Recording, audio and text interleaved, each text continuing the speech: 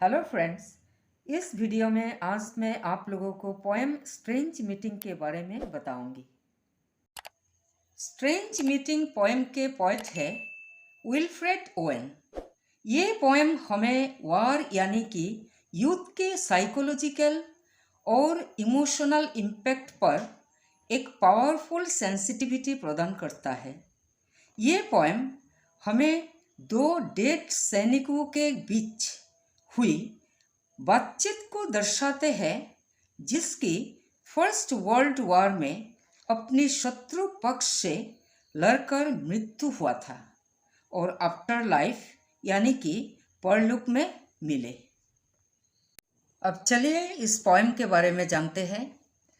Point number 1, the poem explores the harsh realities of war and the brutality soldiers face and its impact on people।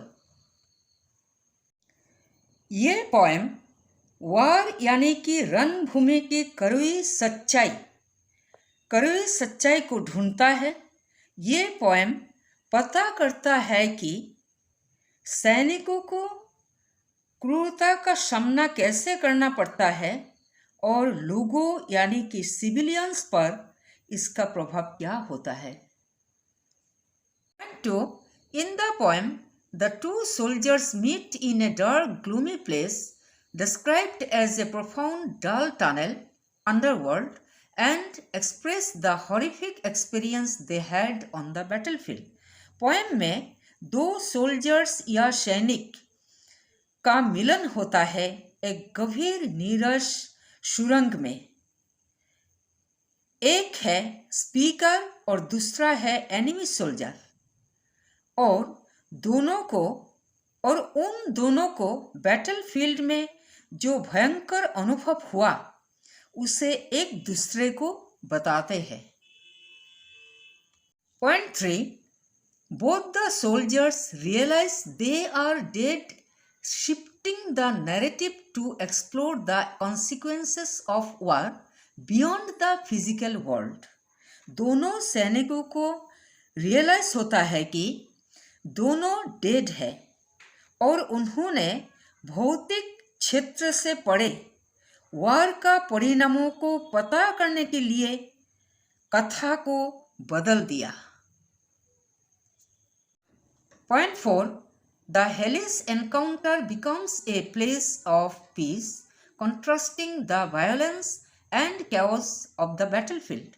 उनके लिए हेलिस encounter यानी कि नारकीय मुठभेड़ हिंसा और कोलाहल की तुलना में शांति का प्लेस है।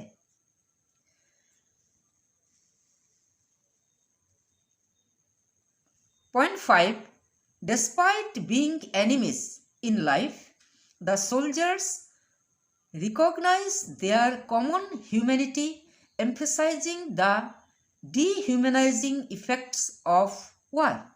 जीवन में शत्रु होते हुए भी दोनों सैनिकों ने मानवता को पहचाना और युद्ध में अमानवीयकरण के प्रभाव पर फोकस किया।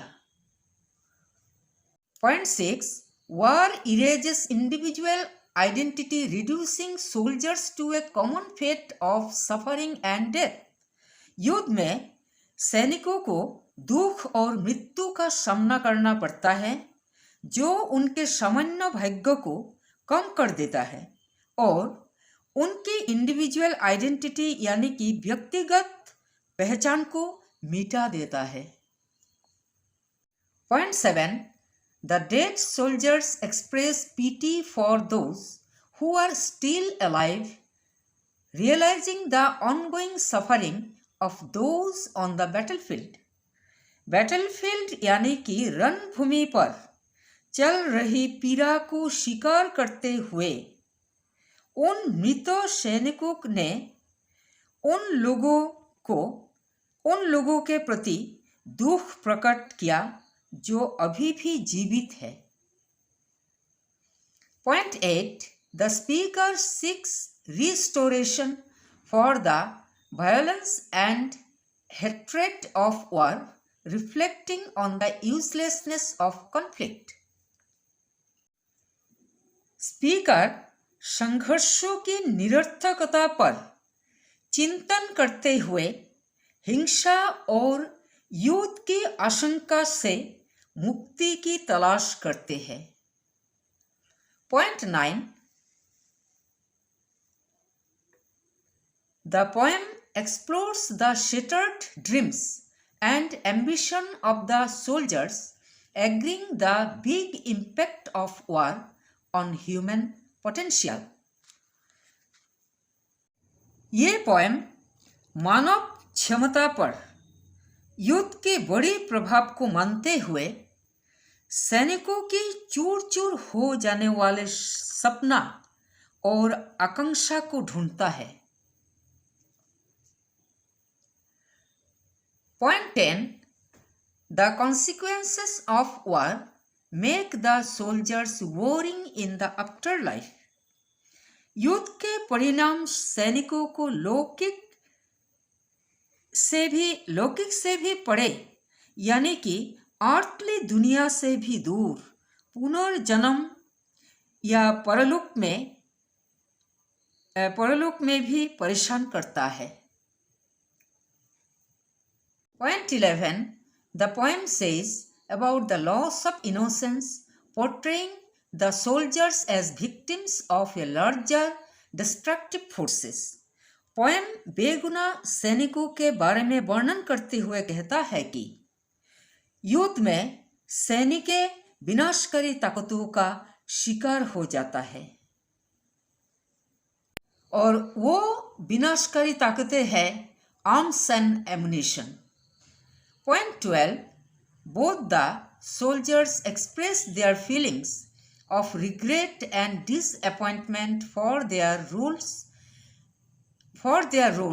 in the war, highlighting the moral stress of conflict.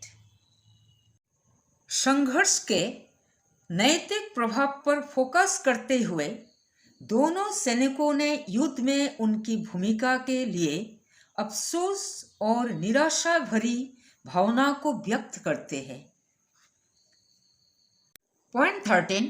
The encounter of both the soldiers becomes a moment of forgiveness, suggesting the possibility of restoration even in spite of facing tragedy. यहाँ तक कि दुख का सामना करते हुए भी दोनों सैनिकों का सडन एनकाउंटर था एक दूसरे को क्षमा करने का moment. Point 14. Owen's poem gives us a powerful anti-war message and condemns the meaningless brutality of armed conflict. Owens की पोएम हमें एक पावरफुल एंटी वार मैसेज देता है और मीनिंगलेस सशस्त्र संघर्ष की क्रूरता का निंदा करते हैं, यानी कि युद्ध में सिविलियंस पर direct attacks, torture, use of prohibited weapons का विरोध करते हैं। Point 15. The poem Strange Meeting reminds us to reflect on the nature of humanity, the consequences of war, and the potential for reconciliation amid destruction. Strange Meeting हम पाठकों को मानवता की प्रकृति, युद्ध के परिणाम और विनाश के बीच कंप्रोमाइज की संभावना पर विचार करने के लिए याद दिलाते हैं। सो फ्रेंड्स, यही था पोएम स्ट्रेंज मीटिंग की फैक्ट। फ्रेंड्स, मैंने अल्टरनेटिव इंग्लिश की ज़्यादातर लेसन्स का वीडियोस अपलोड किया है, उन वीडियोस को देख लीजिएगा और लाइक, शेयर और सब्सक्राइब कीजिएगा।